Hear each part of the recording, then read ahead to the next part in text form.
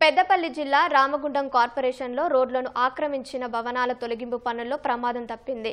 గోదావరిఖని పరిధిలోని మార్కెడయ్య కాలనీలో మున్సిపల్ అధికారులు భవనం పిల్లర్లను కూలుస్తుండగా అకస్మాత్తుగా భవనం కుప్పకూలి జేసీబీ మీద పడిపోవడంతో డ్రైవర్ త్రుటిలో ప్రమాదం నుంచి తప్పించుకున్నాడు.